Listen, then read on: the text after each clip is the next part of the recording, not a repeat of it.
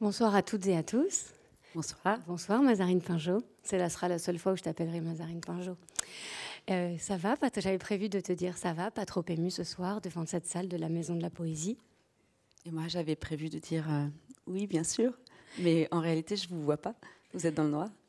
Tout ça pour vous expliquer que moi, je suis assez émue parce que d'habitude, pour me présenter, je dis « je suis Amélie Cordonnier, je suis autrice, je suis journaliste et ce soir, je coiffe cette casquette pour présenter le livre de Mazarine M. Pinjot, 11 quai Branly, paru chez Flammarion. Et puis finalement, ce soir, j'ai une autre casquette. C'est celle de directrice de collection, puisque Mazarine, tu nous as fait le plaisir d'inaugurer la collection Retour chez soi, que j'ai conçue avec Stéphanie Calfon et que nous réalisons chez Flammarion, sous la direction d'Alix Penant, et elles sont toutes les deux dans la salle. Maintenant que tout ça est dit et qu'on sait bien qui parle à qui, on peut se tutoyer puis s'appeler par nos prénoms, quoi. Alors, quelle aventure humaine et littéraire, Mazarine, que ce livre? Ah oui, plus qu'une aventure, c'est à la fois un voyage dans le temps, une expérimentation quasiment scientifique. Et on n'est plus pareil après qu'avant. Alors, je me souviens de ce jour où nous t'avons expliqué le principe de la collection. Offrir à des écrivains la possibilité de séjourner dans leur appartement ou dans leur maison d'autrefois, pourvu qu'ils n'y soient pas retournés depuis très longtemps, leur en donner les clés, le temps d'une journée et d'une nuit, et ainsi leur permettre de livrer le récit intime de cette expérience du retour, avec les souvenirs qui demeurent, qui se ravivent, et puis parfois qui se perdent aussi. Et c'est tout le défi de cet exercice. Et toi, tu te souviens, Mazarine, aussi, ce jour-là où on t'a proposé? Oui, bien sûr. C'était au Café Français, pour tout raconter. Et donc, vous m'aviez tu m'avais appelé déjà pour me dire, on a une idée à te proposer, etc. Donc, bon, forcément, j'étais déjà un petit peu curieuse de savoir ce que vous alliez me dire. Et donc, en effet, quand j'ai entendu l'idée de retourner dans un endroit, au tout début, j'ai pas vraiment. J'ai réfléchi. Je me dis, mais où est-ce que j'aimerais pouvoir revenir? Il y a beaucoup de lieux de mon enfance qui sont très importants, mais finalement dans lesquels je peux revenir parce qu'ils sont restés dans ma famille. Il y a mon oncle qui habite dans les Landes. J'ai une tante qui habite encore en Auvergne, donc je peux y aller.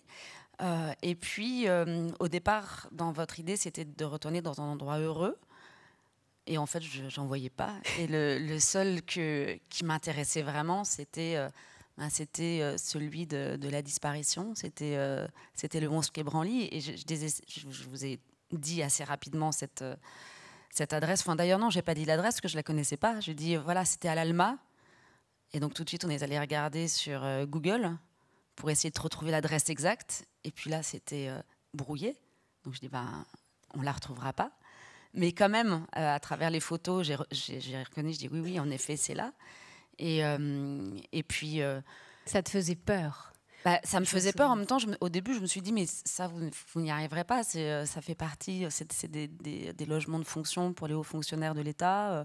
A priori, c'est très protégé. Franchement, il y a peu de chances que vous puissiez avoir les clés. Donc, j'étais assez tranquille. Et puis si, en fait. Alors, pour préciser, Mazarine, parce que je ne sais pas où vous choisiriez, vous, mesdames et messieurs, de retourner. C'était aussi ça, l'idée de cette collection, que chacun, en tant que lecteur, se dise « Oh, et moi, je retournerai où ?»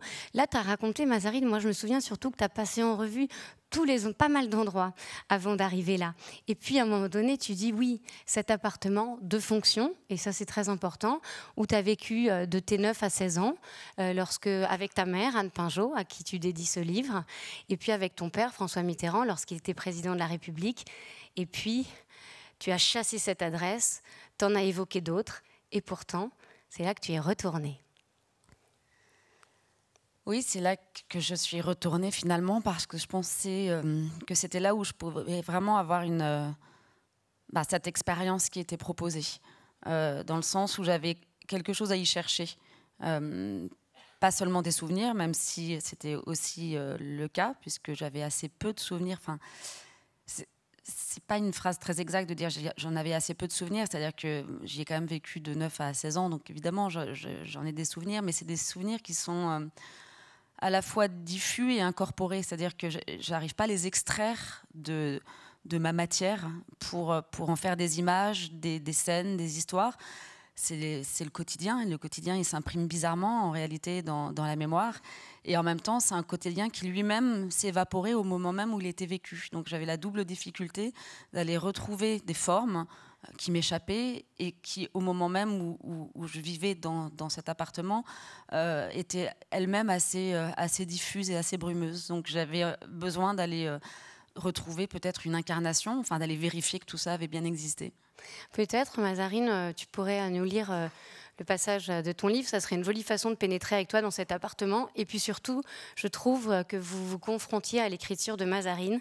Vous allez voir, c'est très fort et le début est saisissant. Alors, on t'écoute. J'ai vécu quai Branly de 9 à 16 ans, ce qui correspond à ce qu'on appelle une adolescence. Ça n'en était pas seulement le décor, mais également le tombeau. J'ai peur d'y retourner, comme s'il s'agissait de revenir sur les lieux d'un crime. Celui qu'on a commis ou qu'on a subi. Dans les deux cas, on n'arrive jamais tout à fait à nettoyer les traces. L'ADN reste incrusté dans la moquette. Mais peut-être l'aura-t-on changé, la moquette ? Peut-être aura-t-on modernisé cet appartement de fonction que les journalistes, jamais à court de clichés, décrivent avec cette métaphore des ors de la République, qui vient toucher au fantasme associant dans la jouissance du dégoût et de l'envie, le pouvoir et l'argent, bientôt suivis du sexe et du secret. Autant dire que nous étions la cible idéale.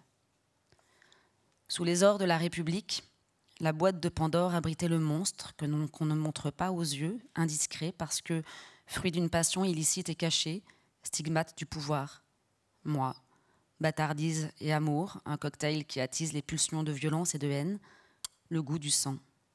Or, amour, politique et secret, on se croirait dans une telenovela écrite par des journalistes du Monde. Mais l'appartement aurait été retoqué par les adeptes de papier glacé et de couvertures qui ont fait la gloire des paparazzis. Il était vide et rien ne parvenait à le remplir, surtout pas moi, un fantôme, dont nul ne pouvait connaître la présence en ce lieu qui n'était ni chez elle, ni chez lui, ni chez eux, chez personne en fait, chez la République et ses ors dégoulinants, chez des gens qui passent, des gens qui travaillent de près ou de loin à l'Élysée, des gens qu'il faut protéger, des gens qui sont attachés à la République, qui font partie de sa famille, un logement de fonction, où nul ne s'aventure à faire des travaux de décoration, un logement éphémère. J'ai vécu mon adolescence 11 quai Branly, dans un logement de passage où personne ne passait. Chez moi, c'est chez personne. Et pourtant, cet appartement me poursuit, me guette, se rappelle à moi dans certains articles de presse et trace un chemin vers mon présent par des stratégies qui finiraient par me faire croire que je l'obsède et qu'il me veut tout à lui. Merci Mazarine. Choisir de retourner dans ce lieu que tu qualifies d'espace gardé, de muraille, dans ce lieu de la disparition, comme tu l'écris, là où tu as vécu ton adolescence, à moins, comme tu l'écris un petit peu plus loin, que tu ne l'aies perdu, t'interroges-tu au détour d'une poignante parenthèse et d'un point d'interrogation, ce lieu où tu as été invisible, où tu as été un secret, ça t'effrayait, tu avais peur, dis-tu, de quoi exactement ? J'allais parler sans micro. Je ne sais pas de quoi j'avais peur. J'avais peur. En fait, il n'y avait pas de complément d'objet. J'avais peur. J'avais peur de cet espace vide. J'avais peur parce que j'étais protégée. Donc si j'étais protégée, c'est qu'il y avait un danger qui rôdait quelque part. J'avais peur que s'il se passait quelque chose alors que j'y étais, que personne ne savait que j'y étais, personne ne saurait qu'il s'y était passé quelque chose. Non, mais nous, on savait quand même. J'avais peur de tout. J'avais peur du noir. J'avais peur, à la fois toutes les peurs d'enfants, les terreurs nocturnes des enfants que j'avais trimballées là et qui vraiment, alors là, c'était l'espace idéal pour que toutes les terreurs d'enfants puissent s'épanouir à leur gré. Nous venons de l'entendre, tu parles à propos de cet appartement de fonction, non pas de décor, mais de tombeau. Tu évoques les lieux du crime, l'ADN qui reste incrusté dans la moquette. C'est très fort ça, tu dis chez moi, c'est personne. C'est terrible. Au fond, pourquoi utiliser la métaphore du crime ou de quel crime s'agit-il ? Il n'y a pas de mort dans le livre. Non, il n'y a pas de mort, c'est peut-être... encore cette question d'aller chercher des traces et d'aller chercher des preuves d'une existence qui a eu lieu, bien sûr, et d'une adolescence qui a eu lieu, mais en même temps qui n'a pas vraiment eu lieu, puisque finalement, le fait de vivre dans cet appartement a un peu empêché cette adolescence de se déployer. Et donc, c'est peut-être les limbes, un peu plus que la mort, mais les limbes de l'adolescence qui est restée un peu suspendue comme ça dans cet endroit. Tu évoques plus loin un mangeur de couleurs, une machine à effacer le personnage que tu es. Tu évoques aussi une histoire qui a pris forme sans toi, à laquelle d'ailleurs on a toutes et tous assisté. Ton appartenance à l'histoire des gens. C'est vrai qu'on a tous et toutes l'impression de te connaître, même si on ne te connaissait pas. Est-ce que retourner dans cet appartement et écrire ce livre, c'est une manière de te réapproprier ton histoire, d'en devenir l'auteur, l'autrice, et plus simplement le personnage ? Sans doute que ça en fait partie, mais c'est une question que je me suis toujours posée, qui est l'auteur en fait de sa propre vie. Je ne pense pas qu'il est d'ailleurs un auteur, ni les parents sont l'auteur de votre vie, même si vous leur devez un petit quelque chose quand même. Mais lorsque vous devenez vous-même, vous ne leur devez plus, pas rien, mais quand même plus tout. En même temps, ça serait prétentieux de penser qu'on est l'auteur de sa vie. Mais c'est pas pour autant que les autres le sont non plus. Et c'est vrai que moi, très rapidement, il a été écrit beaucoup de choses dont j'étais donc l'un des personnages. Et j'ai mis du temps à remettre la main sur cette histoire. Et surtout lorsque je l'ai fait, puisque je l'ai fait dans Bouche cousue, donc c'était en 2005, et puis après à nouveau dans Bon petit soldat, donc c'est 10 ans plus tard, et puis celui-là est arrivé 10 ans plus tard, c'est un pur hasard, mais c'est comme ça, donc c'est voilà, tous les 10 ans, peut-être que dans 10 ans, il y en aura un nouveau. On va réfléchir à quelque chose pour dans 10 ans. Mais surtout, donc, lorsque moi-même, je me suis aventurée à pouvoir m'imaginer être quand même l'auteur au moins d'un regard sur mon enfance, on me l'a immédiatement non seulement reproché, mais c'était quelque chose qui ne se faisait pas. Et c'était très, très étonnant de pouvoir voir dans la presse le fait que cette histoire ne m'appartenait pas. Elle appartenait d'abord aux autres. Et c'était quand même très outrecuidant de ma part de pouvoir y jeter un regard. Et donc, c'était très long, cette réappropriation. Alors, ce qui est bizarre, c'est que si vous voulez, moi, mon histoire, je l'ai vécue, donc c'est pas un problème. Mais en réalité, on vit pas son histoire. On vit un quotidien qui se chevauche, il se passe des choses, il se passe des trucs, et puis voilà, la chronologie s'inverse, se fragmente, s'éparpille. On ne vit pas une histoire, on vit sa vie. En revanche, l'histoire, la question du récit, le moment où des mots commencent à mettre en forme cette matière-là qui est votre vie, là, ça devient autre chose. Et donc moi, ce que j'avais vécu n'avait absolument rien à voir avec ce qui avait pu être écrit, mais tellement rien à voir mais ce qui est le propre même d'un récit et d'une vie, ça n'a rien à voir. Mais ce qui était intéressant, c'est d'aller essayer à mon tour d'y mettre des mots. Mais pour moi, ces mots-là n'avaient pas le même sens. Il ne s'agissait pas de raconter une histoire. Il s'agissait d'essayer de mettre des mots pour former et informer un silence qui m'avait habité tout au long de mon enfance. C'est-à-dire que c'était des mots qui surgissaient d'un endroit qui était tellement abyssal, où il n'y avait tellement pas de paroles, que c'était ça ma difficulté à moi. Alors, je n'en étais pas encore à écrire une histoire. Donc, il y a l'histoire que les autres racontent, et puis il y a cette vie dans cet endroit où il ne se passe rien. Donc, si vraiment ils avaient voulu écrire l'histoire, ils se seraient vraiment ils seraient pas amusés, parce qu'ils auraient raconté, elle va se coucher, et puis elle se lève, ils prennent le petit déjeuner, ils vont au travail, ils se retrouvent le soir. Les journaux. C'est pas marrant, mais c'est ça qui se passait. Et en fait, la grande difficulté, c'est pour ça que c'était intéressant, c'est que c'est un lieu qui était retiré du monde social, retiré de la géographie même parisienne. La preuve, il est brouillé sur Google Maps. Donc c'était vraiment un lieu d'extraterritorialité. C'est un lieu qui n'existait pas. d'abord, on n'était nous-mêmes pas censés y vivre et le lieu lui-même n'était pas censé exister. Et aujourd'hui, on peut préciser que c'est un endroit où vivent une 60aine de Oui, gens. toujours. Enfin, c'est toujours, en fait, ça Voilà. sert toujours à la même chose. Loger les gens qui travaillent pour l'État. Exactement. Et donc, dans un lieu qui n'existe pas et où, en fait, nous étions les seuls témoins de notre vie, c'est très difficile de raconter une histoire. Une histoire, ça se raconte parce que ça se partage. Il y a plusieurs points de vue. On raconte des souvenirs. On dit tu te souviens. On les confronte. Puis à la fin, il émerge quelque chose. Mais quand on raconte rien à personne et que ça prend jamais forme à l'extérieur d'un appartement, ça peut pas devenir une histoire. Alors moi, je voudrais raconter un peu les coulisses, si tu es d'accord.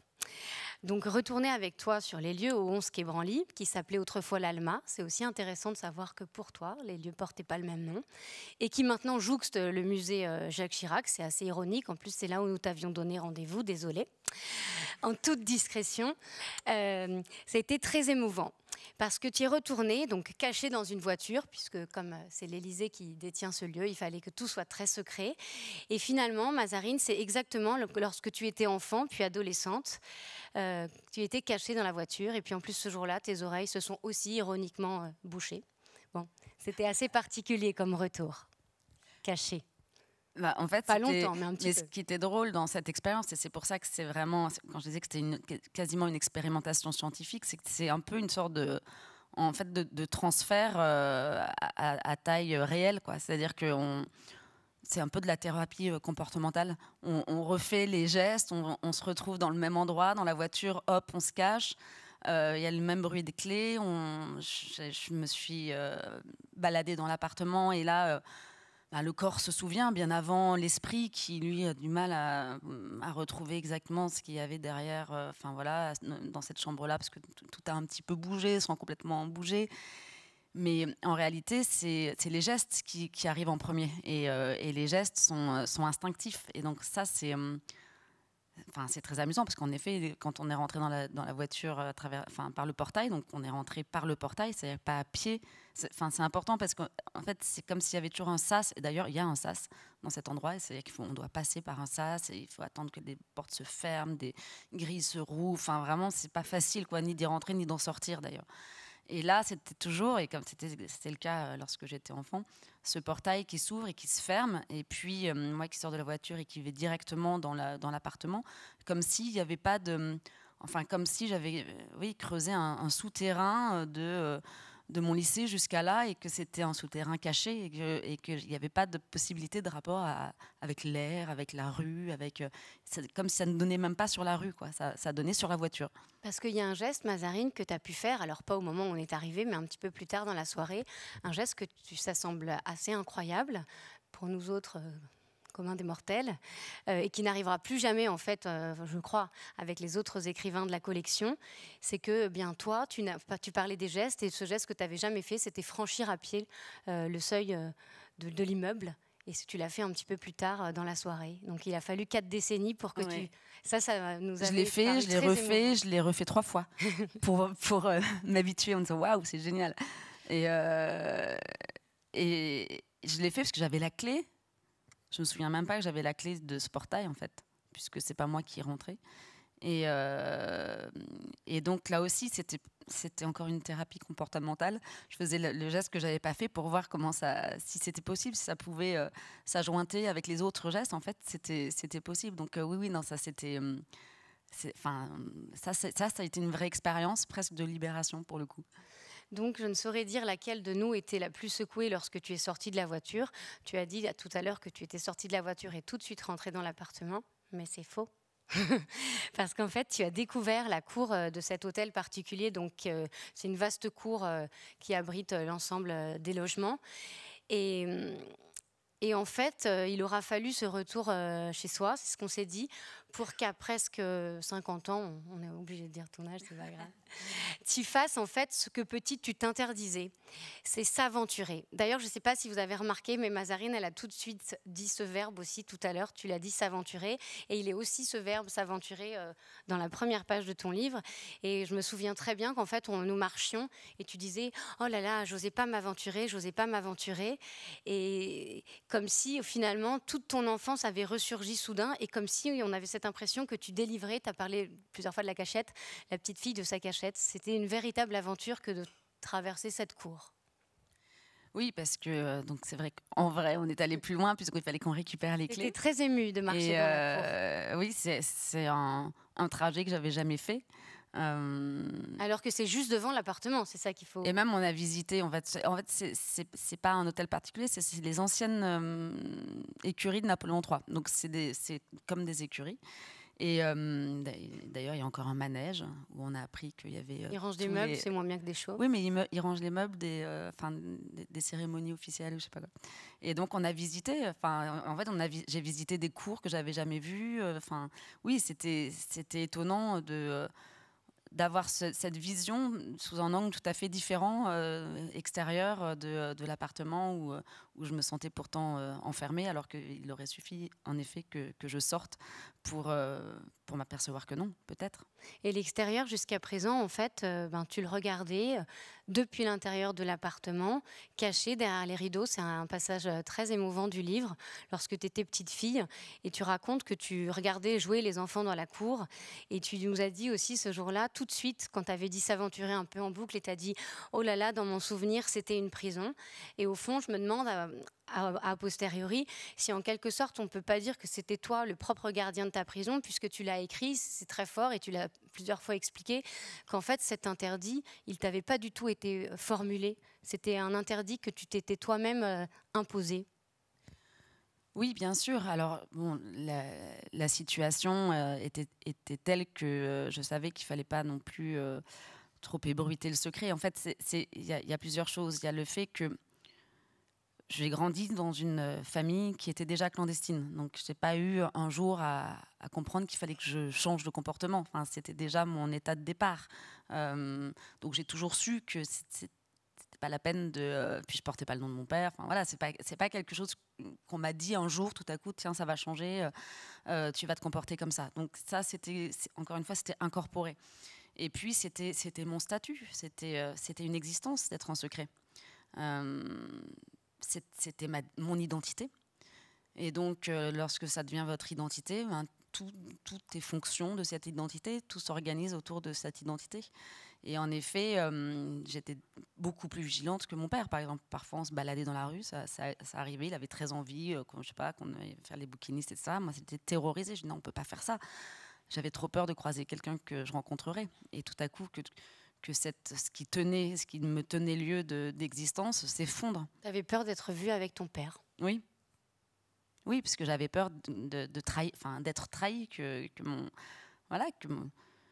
tout ce vers quoi tendaient mes efforts soit d'un coup s'effondre d'un coup. Et alors j'aurais été plus rien. Bon, c'est arrivé plus tard finalement, mais avec la photo, lorsque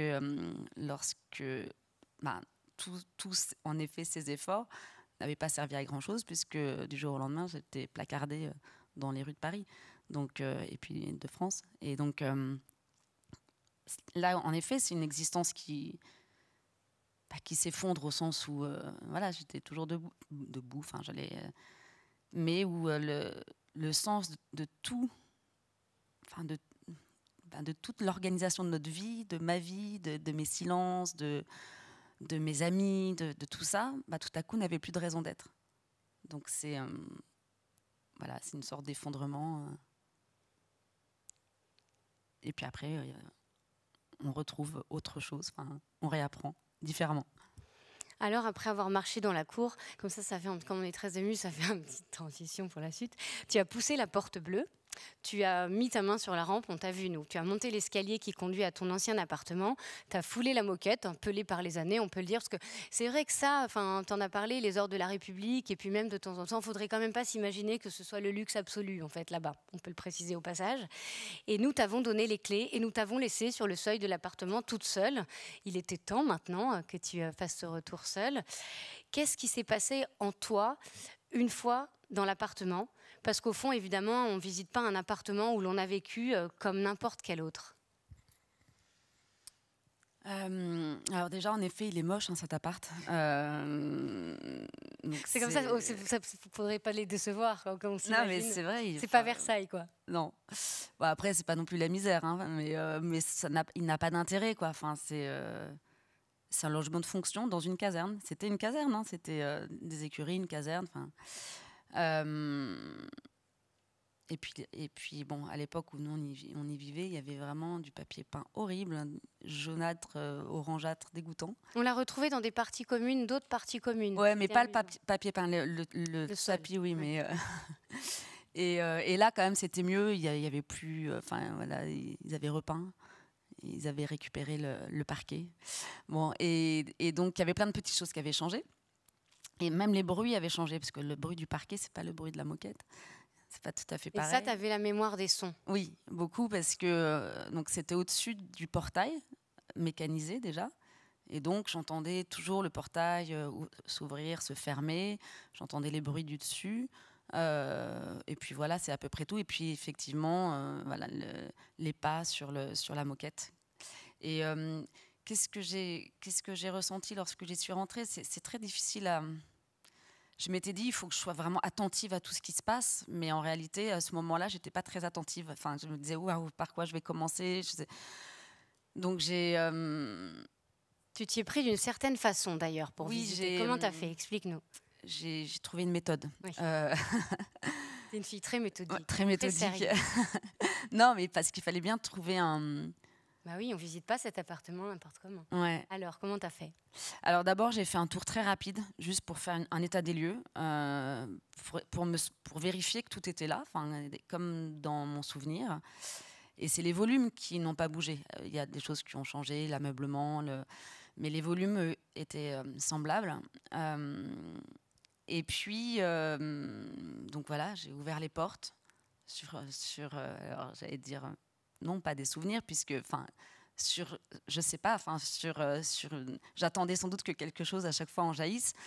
Mais ce premier tour, je ne me suis pas arrêtée trop longtemps là-dessus. Et donc j'ai fait, comme c'est un carré, j'ai fait le tour. Et puis après, je me suis dit, allez, ça c'est bon, ça c'est fait, tout est là. Et maintenant, je vais aller de pièce en pièce pour essayer de voir ce qui se passe. Est-ce que je me souviens? Est-ce qu'il y a des images qui reviennent, des scénettes? Est-ce que tout à coup, je vais tomber nez à nez avec un horrible souvenir ou au contraire quelque chose de merveilleux? Est-ce que enfin ma mémoire sera moins réfractaire et va accueillir quelque chose d'évident? Bon, ça non, ça marche, ça n'a pas marché. Mais en revanche, j'ai essayé là aussi un peu de me laisser aller, d'errer, comme j'ai beaucoup erré dans cet appartement. J'ai fait ça très souvent et très longtemps. J'ai beaucoup erré parce que comme il y avait cette espèce de promenade, quoi, puisqu'il est carré, encore une fois, il est carré mais on tourne en rond, quoi. Et en fait, je me suis retrouvée à nouveau aérée. Alors, j'avais pas très envie non plus de... Je sais pas, il y a quand même quelqu'un qui y vit avec une famille. Bon, ils n'étaient pas là. Hein. Non, mais ils n'étaient pas là. Mais donc, j'avais pas non plus très envie de me mettre sous la couette ou ce genre de choses, quoi. Mais on t'avait pas interdit, remarque. Non, c'est vrai, mais je suis allée très, très, très lentement dans le... Comment dire? Dans le... C'est quand même bizarre aussi d'aller chez quelqu'un. Enfin, chez quelqu'un, c'est pas chez lui non plus. C'est pas plus chez lui que chez moi.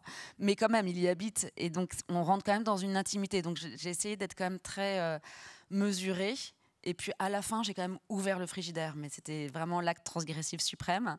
Mais parce que c'est quand même là où il y avait le plus de vie, cela dit. Enfin, où tout à coup, j'ai vu un petit peu, ok, c'était hyper bien rangé, tout sous un filtre...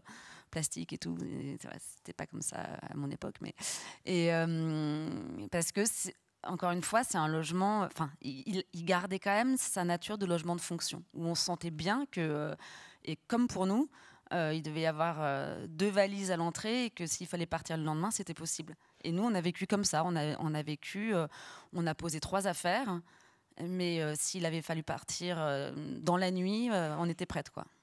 Est-ce que tu as eu le sentiment de te cogner au vide, de te heurter à la mémoire des murs? J'ai retrouvé le vide, enfin, j'ai retrouvé le vide. ça c'est sûr. J'ai retrouvé ça n'a pas changé, quoi. C'est-à-dire, je comprends pourquoi aussi c'était tellement difficile d'habiter ce lieu. Je pense pas que je pourrais non plus aujourd'hui, quoi, même si j'y vivais autre chose, parce que il est objectivement, et là c'est pas que moi, il résiste à être habité. Et c'est très bizarre parce qu'en fait c'est des appartements de fonction, donc c'est aussi un peu des appartements de représentation. Et c'est tout ce que je déteste, les appartements de représentation, ça m'angoisse. Et donc c'était quand même un petit peu paradoxal d'être dans un appartement de représentation où on ne recevait jamais, quoi. Il n'y a pas besoin d'être en représentation. Bah non, jamais, puisque on était l'inverse de la représentation, on était l'intimité absolue, on était le lieu du privé, qui était privé, enfin, au sens qu'il était privé de toute relation avec l'extérieur. Et donc, c'était l'intime de façon littérale, c'est-à-dire que voilà, on se retrouvait tous les trois protégés par des murs, protégés des regards. Et donc non, vraiment, c'était l'antithèse absolue de la représentation. Tu écris de très belles pages, mais bon, ça, vous verrez, mesdames et messieurs, que c'est vrai. Sur cette manière qu'ont les souvenirs de se barricader, tu dis des choses importantes et profondes sur la mémoire trouée qu'on se fabrique, écris-tu, comme une cuirasse pour ne pas arriver les mains vides. Je trouve ça très beau. Est-ce que ça veut dire que pour toi, l'écriture, c'est une armure ? Non, je crois pas. Je crois que c'est une... c'est la construction d'une mémoire. C'est-à-dire que comme... comment dire, c'est... En tout cas, pour le récit, pour ce récit, c'est pas la même chose pour un roman. C'est deux choses à la fois. C'est à la fois arriver à dire dans l'exactitude une vérité. Alors c'est très bizarre, hein, parce que tout ce dont je parle, c'est précisément de choses floues, qui n'ont un peu informes, des sortes de souvenirs effilochés, mais c'est précisément là où il faut être le plus exact. Et c'est là où est la quête de vérité, c'est-à-dire qu'on ne peut pas tricher avec ces choses informes. Il faut être au plus précis de l'informe, quoi. Et donc c'était ça la gageure de ce texte, et c'est ça qui en faisait pour moi aussi l'intérêt. Et donc je ne dirais pas une armure, je dirais que ça construit quelque chose sans le trahir, puisque ça reste informe, mais en le faisant exister. Alors là aussi c'est paradoxal, c'est-à-dire que cette mémoire que je n'ai pas ou qui est si bancale, eh bien elle existe maintenant. Elle existe toujours sous sa forme bancale, mais cette fois-ci réelle néanmoins. Enfin, voilà, donc pour moi écrire c'est produire une mémoire, c'est pas tricher, parce que produire une mémoire, je pense que la mémoire elle se produit toujours, elle n'est pas là comme une sorte de sac où on peut venir chercher, puiser, où elle est toujours en construction, elle est dynamique, et donc écrire ça participe pour moi de ça. Produire cette mémoire, et produire une mémoire c'est aussi, enfin voilà, c'est se produire soi-même, quoi. Tu as raconté comment tu avais visité cet appartement. Et au fond, il y a des moments assez émouvants dans le livre et qui sont aussi des points de bascule où je dirais en quelque sorte, je suis désolée si ça fait un peu Stéphane Plaza, mais tu as un peu joué les agents immobiliers. En quelque sorte, parce que tu as fait visiter l'appartement et tu l'as fait visiter 2 fois à ton mari Didier qui t'a rejoint le soir et puis le lendemain à ta mère par vidéo, et ça c'est un moment... très émouvant. Et est-ce qu'au fond, jouer les agents, moi, je ne sais pas très bien comment dire autrement, pardon, est-ce que répondre aux questions, je me suis demandé si ça t'avait pas aidé à convoquer les mots dont on vient de parler, autant que les souvenirs qui se faisaient la malle, parce que c'était un peu ça au début, la peur de se dire, oh là là, tout s'enfuit. Alors d'abord, si je n'avais pas été écrivain et prof, je crois que j'aurais été agent immobilier. C'est bah ma tu passion. vois. Ouais. C'est ma passion de visiter les appartements, d'imaginer les gens qui vivent et tout. C'est génial. Après, je serais moins bonne pour les transactions, je pense. Mais en revanche... Tu raconterais des histoires pour faire visiter les apparts, ce serait pas mal. Ouais. Pour une reconversion. Et Ensuite, quand j'ai fait visiter, en fait, c'est pas que c'est plus facile de parler, parce que pour moi, c'est toujours plus facile d'écrire que de parler. Je trouve que c'est difficile de raconter des choses à l'oral. J'ai jamais eu l'habitude de le faire. Quand je rentrais chez moi, je racontais rien, et évidemment à l'école, je racontais rien non plus de ce qui se passait chez moi. Donc raconter, c'est pour moi quelque chose de terriblement difficile. En revanche, écrire, c'est beaucoup plus simple, parce que c'est direct, ça passe pas par par cette narration qui doit, je sais pas, c'est plus facile en tout cas. Et donc, en revanche, partager, parce que là, j'ai fait visiter, mais donc je n'avais pas besoin de raconter. Enfin, évidemment, la visite était le support quand même d'un dialogue, mais d'abord avec Didier, je lui ai montré, donc ça voulait dire que je lui faisais partager quelque chose justement sur lequel j'ai tellement de mal à mettre des mots, j'ai du mal à raconter quand peut-être que ça, je sais pas, on en parlera, mais comme quand mes enfants me demandent mais alors c'était comment et tout, mais on en parlera tout à l'heure. Je sais pas quoi leur dire, et donc c'est plus simple de faire la visite ensemble, comme ça ils voient, et puis de partager, parce que partager c'est fou de partager un lieu que je n'ai partagé avec personne, et à part évidemment mes parents qui étaient les deux autres témoins de cette vie à trois. Et ensuite, quand j'ai fait une visite WhatsApp avec ma mère, là c'était différent. Là c'était plus, là tu te souviens, est-ce qu'il y a encore la table là, ah non, ils ont changé enfin là c'était presque un truc de ça lui a fait qu'est-ce que ça lui a fait, ta mère, de visiter l'appartement? Ah, ça lui a fait très plaisir. Elle était je crois qu'elle était super contente, et puis étonnée, enfin tout était bizarre quoi, et en même temps dit enfin voilà, et là c'était plus à la recherche de voilà, je lui ai montré la salle de bain, ça avait changé, c'était encore plus moche qu'avant, et puis ensuite la cuisine qui était notre lieu préféré, et donc là ma mère elle se souvenait, enfin voilà, non ça c'était encore une autre forme de visite. Il y a quelque chose que je trouvais très intéressant dans ton livre, parce qu'en tant que philosophe, tu écris beaucoup sur le secret, la mémoire, et puis aussi dans tes autres romans. Mais là, c'était intéressant parce que tu expliques qu'au fond, en faisant visiter à ta maman par WhatsApp, il y avait vos deux mémoires qui se confrontaient. Et c'est comme si c'était un peu une bataille des mémoires, parce que, évidemment, vous ne vous souveniez pas des mêmes choses. Et vous n'étiez pas forcément d'accord. Et ça dit quelque chose d'important sur ce dont on se souvient et sur comment on réécrit les souvenirs. Mais c'est pour ça que c'est tellement difficile de porter seule une mémoire. C'est qu'on ne peut pas se faire confiance. On a besoin que notre mémoire soit confrontée, partagée, dialoguée, racontée. C'est comme ça qu'elle s'entretient. Et c'est pour ça que je n'avais pas de souvenir de cet endroit. C'est que je ne racontais à personne. Même avec ma mère, on n'en parle pas beaucoup. On ne fait pas des séances photos en disant « Tiens, tu te souviens, là ?» Elle en a quelques photos, en fait. Je les ai vues après, mais assez peu, en réalité. Puisque comme le quotidien, ça ne se photographie pas. On ne va pas se prendre au réveil. Surtout quand on n'a pas de téléphone portable. Et oui. Donc, il y a parfois des anniversaires, des trucs comme ça, dont on a quelques photos, mais assez peu, en réalité. Et oui, on n'a pas la même mémoire, mais en même temps, on est les deux seuls à avoir vécu ça. Donc, on est quand même l'une et l'autre la preuve que ça a eu lieu. Il y en aurait plus d'autres sinon. On aurait très bien pu... si j'étais seule, par exemple, on pourrait très bien ne pas me croire. Je pourrais absolument pas prouver que j'ai existé là. Il n'y a aucune trace. On te croit.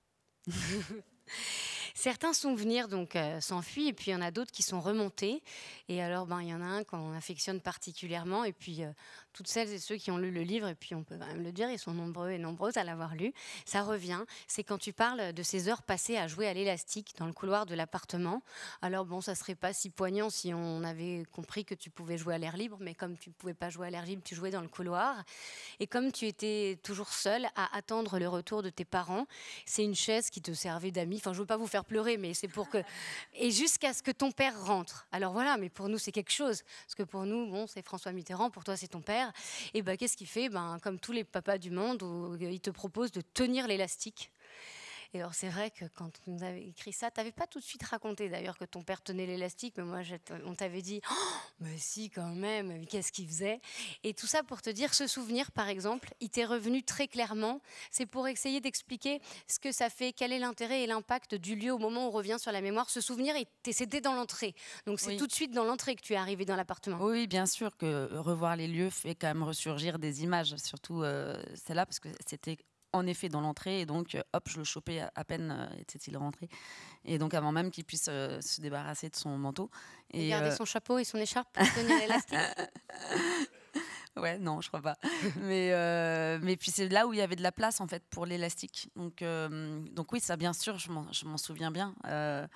Et ça, c'est pareil. C'est vrai que c'est pour ça que c'est important de revenir sur les lieux. Ça serait pas du tout pareil que de l'imaginer.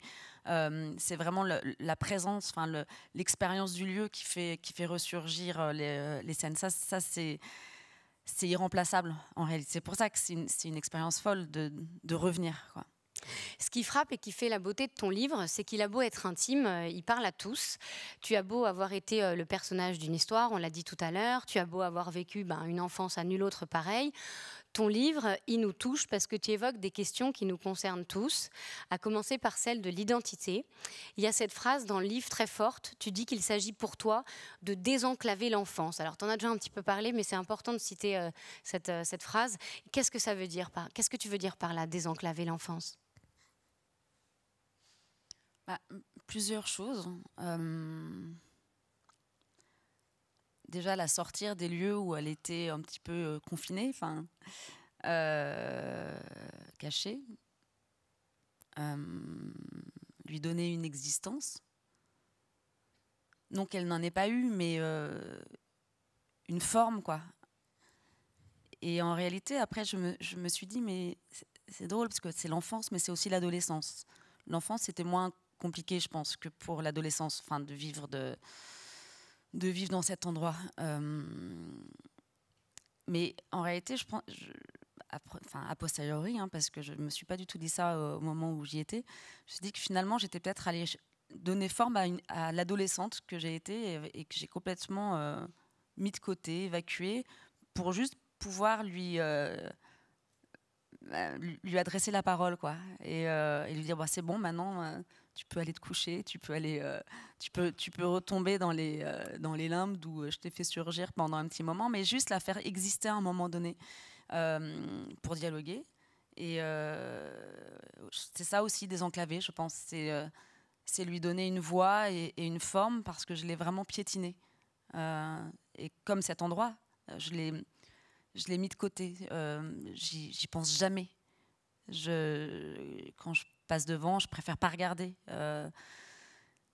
Plus maintenant. Mais c'était comme... Il y avait encore une sorte de puissance comme ça, un peu radioactive, quoi, de cet endroit où j'ai détourné le regard. Et donc, à un moment donné, c'était formidable de pouvoir y aller, de pouvoir dire maintenant ça suffit, il faut regarder, il faut aller la chercher, et puis après elle pourra retourner là où elle veut, mais donc ça c'était très fort.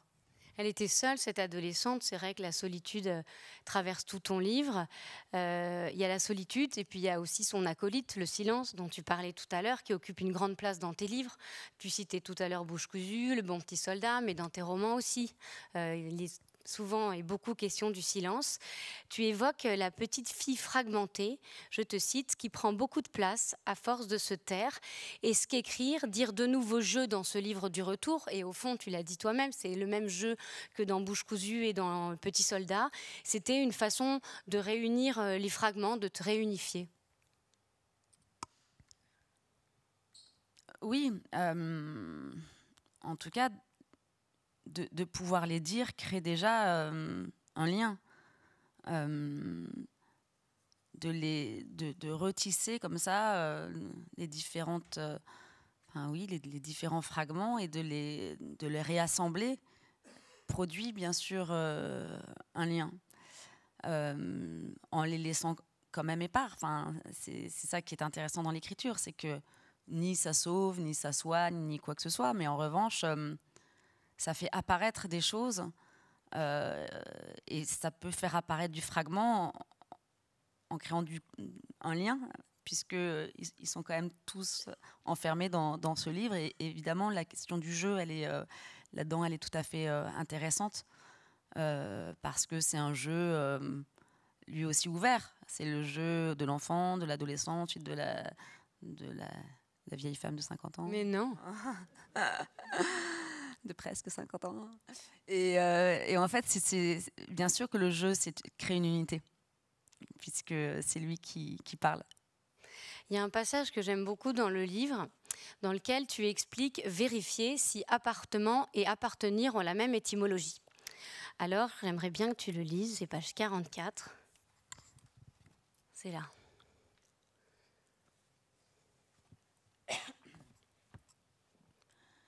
Je vérifie si appartement et appartenir ont la même étymologie.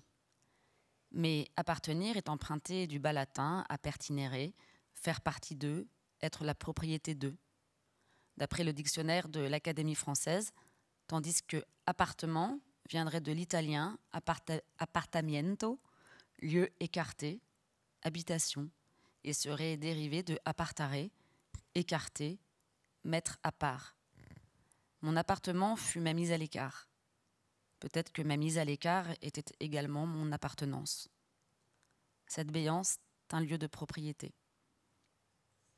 Donc on comprend comme ça que c'est aussi l'histoire d'une dépossession que tu racontes. Tu l'écrivais au début du livre, personne ne venait dans cet appartement. Tu dis que tu n'en donnais l'adresse à personne. Alors ça, je trouve que c'est bien de le dire, parce qu'on se rend compte des choses aussi avec des petites précisions qui émaillent ton texte. Tu racontes aussi que tu en as oublié le numéro de téléphone et que même à l'époque, en fait, tu ne te souviens pas du tout que tu le donnais. Et pourtant, ce téléphone, il sonnait. Et puisque c'est un appartement de fonction, ces interlocuteurs, à l'autre bout du fil, ils étaient de toutes sortes. Ça fait un petit effet, c'est le moment name dropping. Qui est-ce qui a appelé, Mazarine ? Quand même, je l'avais donné puisque mon premier amoureux m'avait appelé. Voilà. Et puis, ça, c'était pour l'intime. Ça, c'était pour l'intime. Et puis, c'était mélangé effectivement avec Michel Rocard, Bush senior, enfin voilà, des gens du boulot, quoi. Du boulot de mon père. Ça semble un peu irréel, je trouve. Michel Rocard, qui étudie dans le livre, a appelé, pas pour rien, ce jour-là, pour annoncer... Oui, en pleine nuit. Alors ça, c'est ma mère qui me l'a rappelé, parce que moi, je ne m'en souvenais pas, et puis de toute façon, je dormais, pour annoncer qu'il allait démissionner. Donc c'était dans la nuit. C'était un moment historique qui a eu lieu dans un appartement de fonction où vous viviez à 3. Tout se percute. Ouais, toujours tout se percute de toute façon. Et donc sur cette table de nuit où se trouve posé le téléphone, se trouvait aussi le pilulier de ton père. Alors au début, tu l'as écrit dans le livre, tu en as parlé, et puis on t'a dit mais qu'est-ce qui se passait en fait avec ce pilulier ? Tu le voyais l'ouvrir, tu racontes ça dans ton livre, mais tu dis que tu ne le questionnais jamais. Et c'est vrai qu'on peut se demander pourquoi, parce que quand on a des enfants ou qu'on en fréquente, même si ce n'est pas les siens, on sait bien qu'ils ont le chic, les enfants, pour poser les bonnes questions, c'est-à-dire celles qui dérangent les grands. Mais toi, tu ne posais pas de questions. Non. Non, parce que d'abord, j'ai l'impression de l'avoir toujours vu avec cette petite boîte. Et puis, c'est vrai, je ne posais pas de questions.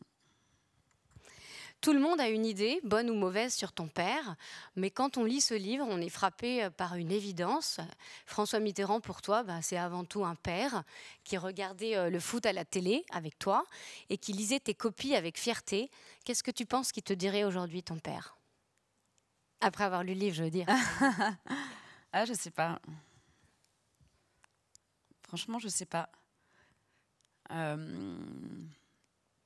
Je sais pas parce que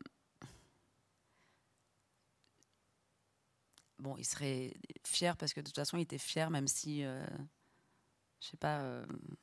Je faisais un œuf à la coque trop cuit, il était fier. Enfin, donc, Tu dis même que tu écris qu'il était même plutôt plus tolérant que tes propres professeurs quand ils lisaient tes copies.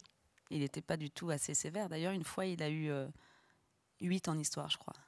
Tu dis 8 en histoire parce que c'est lui qui l'avait fait à ta place. Il m'avait un peu aidé, mais... On aurait dû le mettre dans le livre, ça. Ouais, je garde des petits trucs pour dans 10 ans. Non, et puis je peux pas le dire, c'est trop horrible. C'est drôle.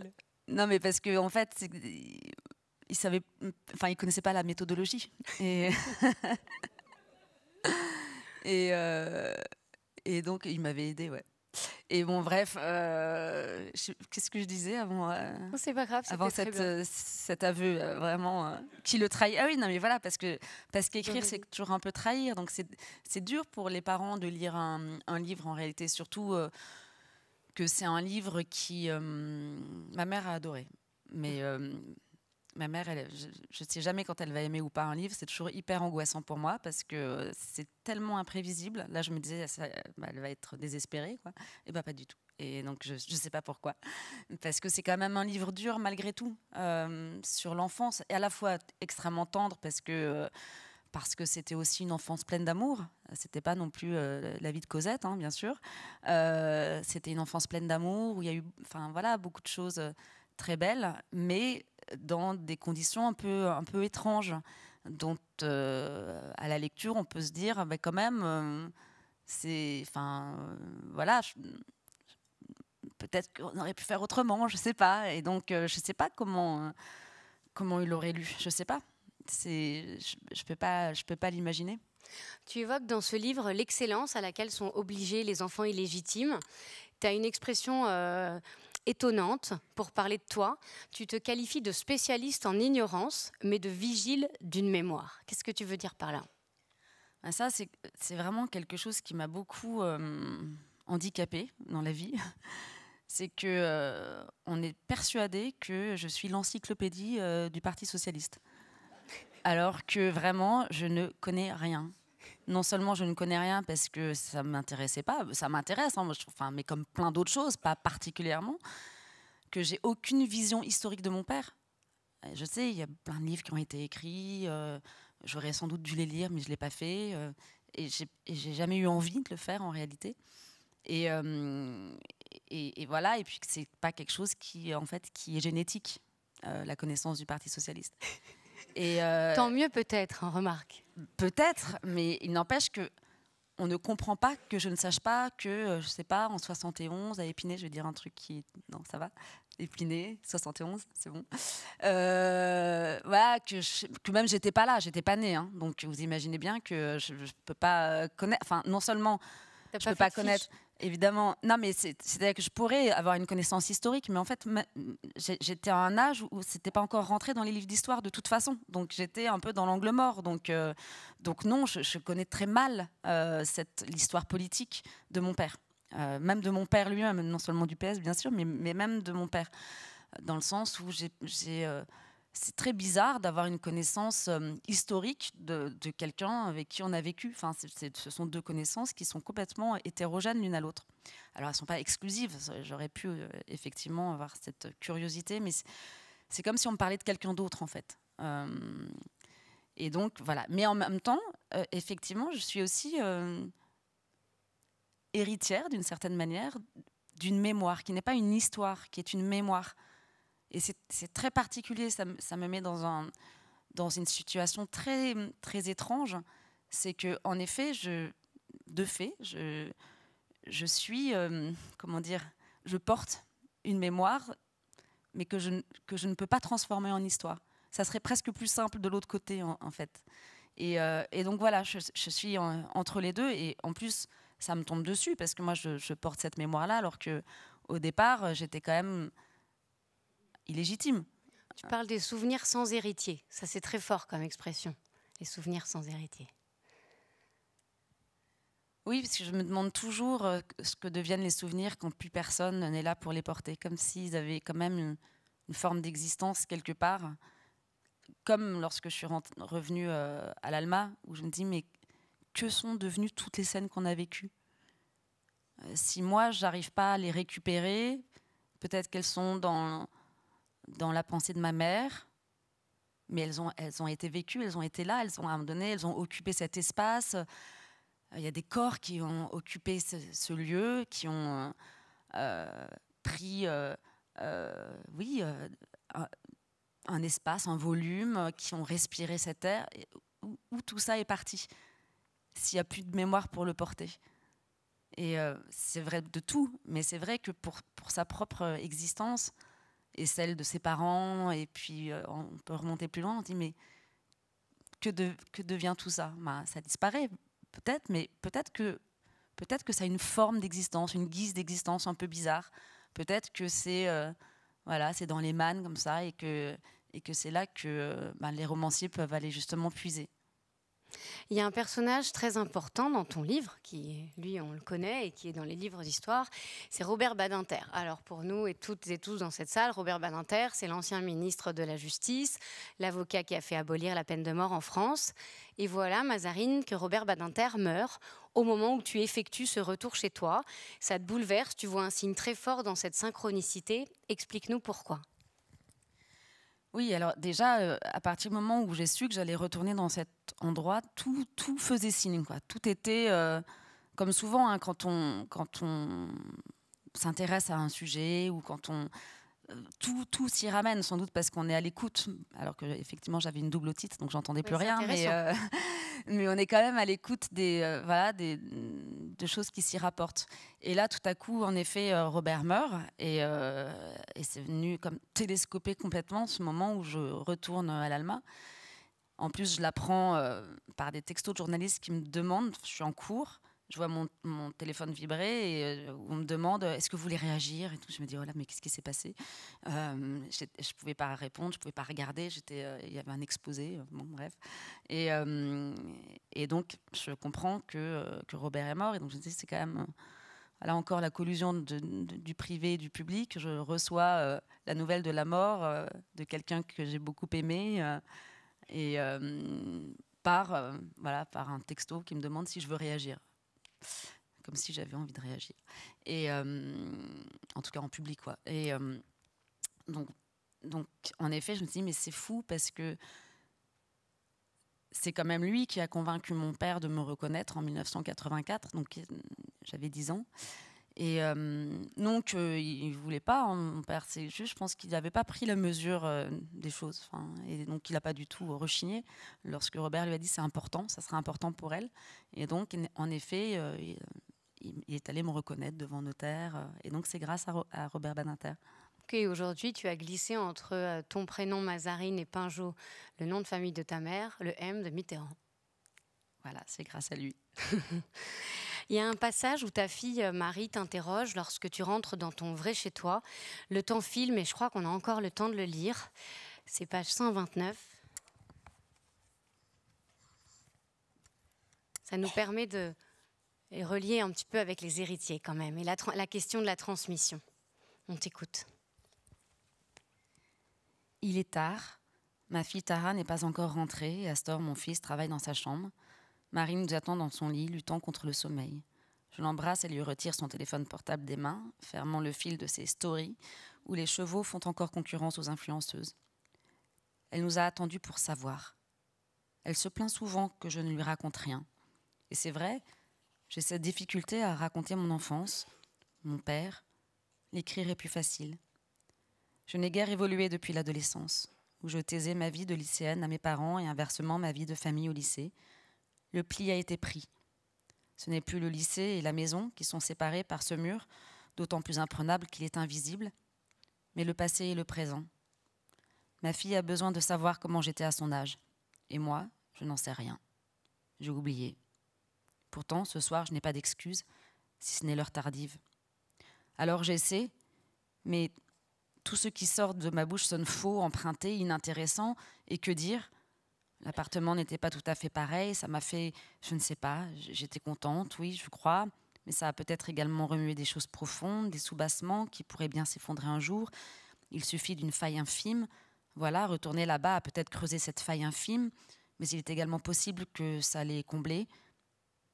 Ce n'est pas cela qu'elle attend. Elle voudrait des histoires, et je n'ai pas d'histoire. La visite d'un appartement n'est pas une histoire. Il faut du temps pour la transformer en récit, du temps et du recul, peut-être même de l'imagination. Là, comme ça, alors que nous sommes fatigués, je ne trouve rien à lui offrir. Le réel m'écrase. Il est fermé à toute fiction et à tout partage. Le mieux est d'aller se coucher et de faire de beaux rêves. Ma fille se retourne dans son lit. Qu'entend-elle de ce que je lui dis ? Les mots ne veulent jamais dire exactement ce qu'ils prétendent signifier. Et le lendemain, au petit déjeuner, Marie, elle te questionne encore, elle te demande « Mais qu'est-ce qui s'est passé là-bas ? Les mots te manquent encore. Tu as des photos à lui montrer, ça te sauve un peu. » Et puis, tu décides de retourner une seconde et dernière fois sur les lieux. Et tu as ce mot très joli, tu dis pour aller lui chercher des cailloux. Et ce livre-là, au fond, je me suis demandé si c'était pas une manière de faire de tes enfants des héritiers, puisqu'on parlait tout à l'heure des souvenirs sans héritier, de leur transmettre des mots et des souvenirs à la fois d'un grand-père qu'ils n'ont pas connu, qui est pour eux qu'un personnage de la République, une manière de leur permettre de se réapproprier une histoire qui pour eux était jusqu'alors que collective, publique, et puis peut-être aussi de leur donner un petit bout de l'adolescente que tu étais. Oui, je pense que c'est en effet, cette construction de la mémoire, c'est aussi la construction d'une transmission. Alors, je pense qu'ils ne liront pas ce livre, comme aucun livre d'ailleurs, puisqu'ils ne lisent pas. Mais, ils doivent mais au moins lire c'est autre là. chose que les livres de leur mère, mais ça on leur pardonne. Mais au moins c'est là, et oui, c'était très important ça, d'avoir quelque chose à leur donner, quoi. Parce que j'étais vraiment pauvre en récit. Je le suis toujours. Un petit peu moins peut-être. Un peu moins, grâce au livre, mais c'est toujours difficile. Alors, ils connaissent pas. Enfin, je leur parle quand même même de leur grand-père. Puis c'est ma mère plus qui fait ce travail. Mais je leur parle de mon enfance. Enfin, voilà, comme on parle de manière très simple de son enfance, etc. Mais c'est vrai que c'est toujours un peu compliqué. Et donc, ça m'a étonnée d'ailleurs quand ma fille m'a dit « Mais pourquoi tu me racontes rien ?» Je me dis « Ah bon, mais elle s'en est aperçue. » Et du coup, là, je me suis sentie quand même une petite responsabilité. Et donc, ça a donné encore plus, évidemment, d'enjeux et d'urgence à écrire. Alors, le temps file, hélas. Une dernière question avant que vous n'alliez vous procurer le livre de Mazarine Pinjot et vous le faire dédicacer à la sortie. Tu feras des autographes, Mazarine, t'as dit que tu étais d'accord. Avec le recul, Mazarine, et maintenant que le livre a paru avec un si bel accueil, retourner dans ce lieu de l'Alma, 4 décennies après l'avoir quitté, est-ce que cela a changé quelque chose en toi, dans ta vie? Est-ce que tu es heureuse d'être revenue chez toi? Alors oui, bien sûr, je suis heureuse d'avoir fait cette expérience. Ça, elle était incomparable. On est toujours heureux d'avoir fait une expérience. Ça enrichit. Ça pose quelque chose comme ça, une pierre dans cette construction de vie. Chaque livre est une pierre. Moi, j'ai toujours considéré que les livres étaient comme ça, non pas les pierres du Petit Poucet, mais des pierres d'une construction, quoi, d'un bâtiment immense qu'on construit au fur et à mesure, qui prend plus ou moins forme. Et donc, mais quand je dis que c'est une pierre, c'est que c'est réel, c'est-à-dire que avant il n'y avait rien, puis maintenant il y a quelque chose, quoi. Et c'est arraché de la terre, enfin, c'est arraché ça n'existait pas. Et donc ça, je suis heureuse qu'il soit là. Je suis heureuse qu'il soit là parce que du coup, je suis un peu différente. Merci Mazarine, un grand merci à toutes, mesdames et messieurs. Vive On se quai Branly et vive Retour chez soi. Merci.